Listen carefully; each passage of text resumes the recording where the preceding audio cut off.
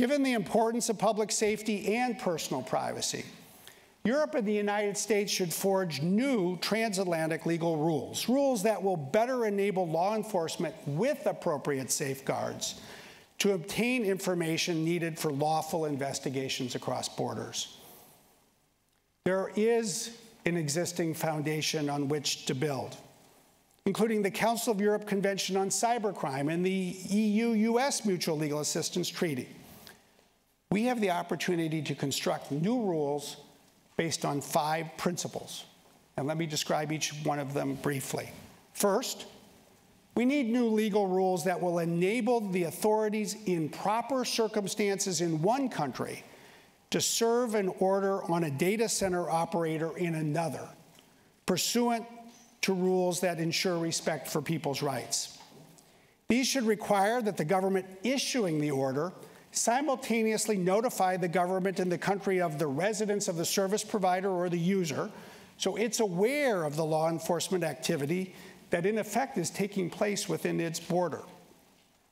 And it should enable either the data center operator or the receiving government to object if the order is improper. That's the first step that should be included. Second, there should be a proper nexus under these rules between the country issuing the order and the individual whose content is being sought. And this new legal authority to obtain cloud content should be confined to specific and agreed upon criminal offenses. If for physical evidence, the general rule is that the country where the evidence is located is the one with the right to obtain it, because in fact, it's exercising its police power.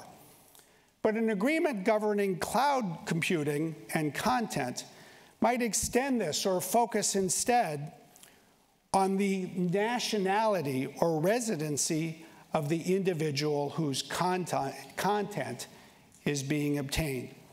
In other words, if the content of a US resident is stored in Ireland, a new rule might properly give the US government appropriate legal authority to serve an order on the data center operator to obtain it.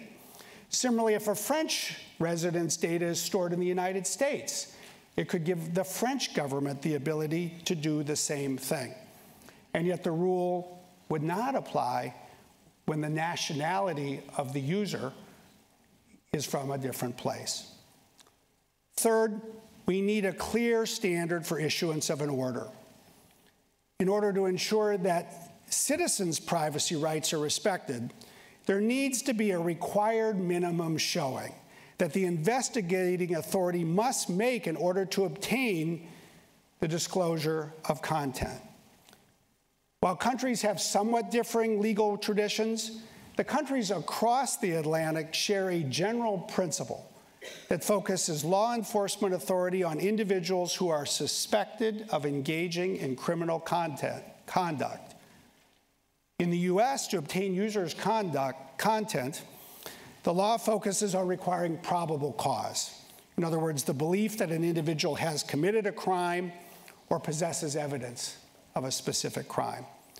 We need a minimum legal standard that can cross the Atlantic. Fourth, we need to ensure transparency and accountability. There needs to be a robust system in place to ensure that there is adequate oversight of government's use of this legal authority, including accountability for any misuse. Companies should have the right to publish transparency reports that document the number of such orders that we're receiving, the number of customer accounts that are affected, and the governments that are issuing these orders. And orders for the most sensitive data, such as email content, should be issued only by a court or a similar independent authority in the requesting country. After all, in order to turn over this kind of information constitutes an infringement of privacy.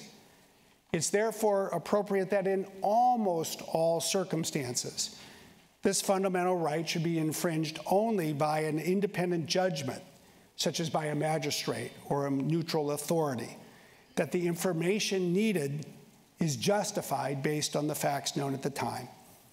Finally, there needs to be minimum standards that ensure respect for human rights. Because if such new legal rules emerge across the Atlantic, other countries may wish to join in or adopt a similar model. And there needs to be a minimum floor to ensure a safeguarding of human rights.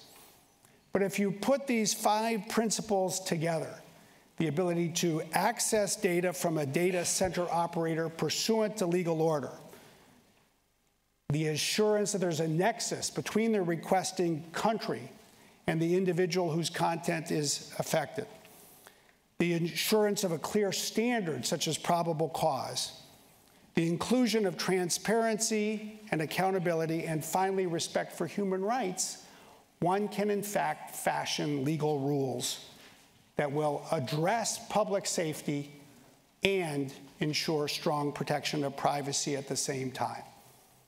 In conclusion, we gather here at the start of a new year.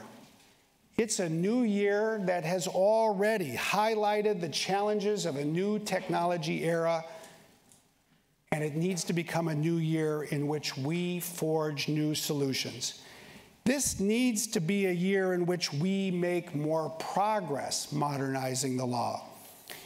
It frankly needs to be a year that recognizes that national laws should stop at the water's edge, but the rule of law needs to cross borders.